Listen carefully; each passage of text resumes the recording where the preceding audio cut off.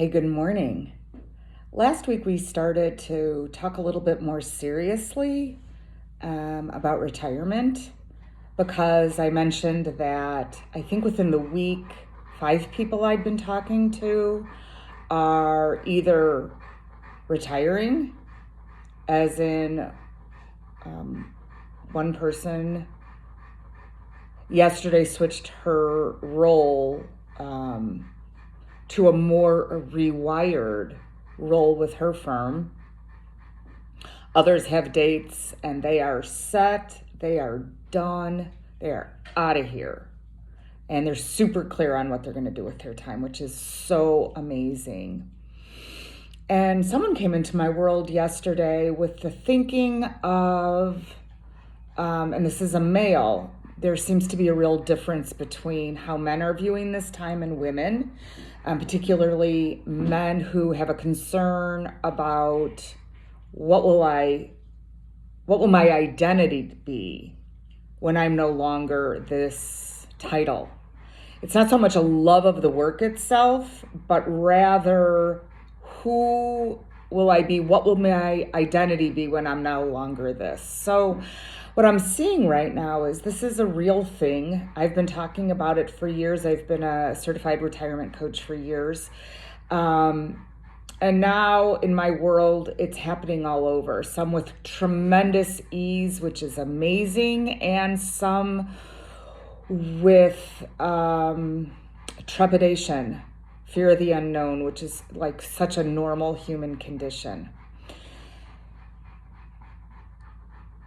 I want to talk about taking words back.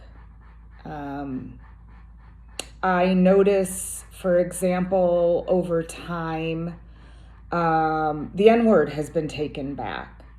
Not allowable if you are not African American, but within the African American community, in rap music, amongst one another, this is an allowable term. As in, we're taking this word back. You may have used it against us, but we're using it for us.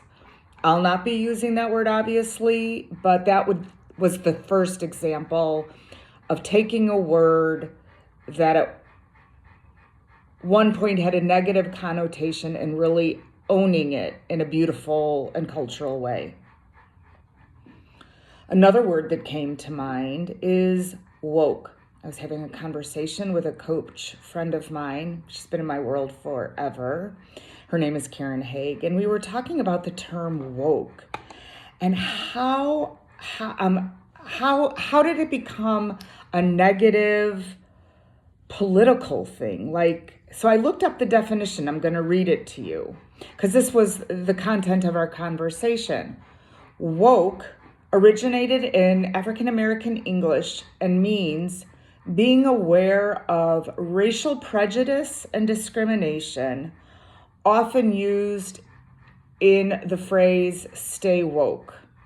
Over time, the term is broadened to encompass broader social awareness, including gender inequality, LGBTQ+ rights, and other forms of social injustice, period. And she and I, in the context of our conversation, were like, who wouldn't want to be that? Who wouldn't want to be aware of these things in their day-to-day life? Who wouldn't want that? And we both agreed we stand loud and proud as woke. I know it sort of got co-opted by the far left and taken a few steps too far, said some. And it super got taken way too far on the political right as being this really bad thing. I just want to stand here loud and proud and woke. I consider myself an ally and aware.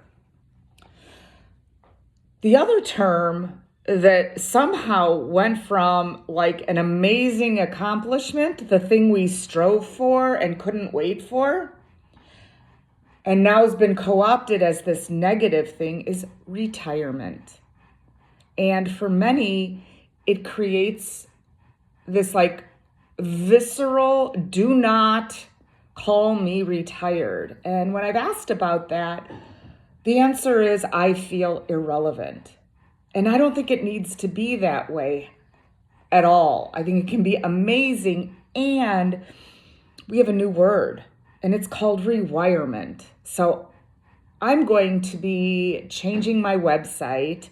And while I am officially a certified professional retirement coach, really I'll be talking about retirement as rewirement. And I'm going to read you that definition. Rewirement is a modern, empowering twist on the word retirement. Instead of viewing retirement as a time to withdraw from work and slow down, rewirement reframes it as a time to reconnect, repurpose, and re-energize your life. And so I offer to you, as you move into your third trimester of life, like now until ... you can use this not as an end, because the end is when you die. God willing, you don't die anytime soon. So it can be a beginning of a new purpose-driven chapter. Purpose with a little p, y'all. Not like change the world, but like smile at a stranger. Purpose. Or let someone in who's trying to merge. Purpose. Or give someone a wave. Purpose. Or pick up a piece of trash. These are all ways to have a purpose-driven life. And that's what I've got for you this week. So, ciao for now.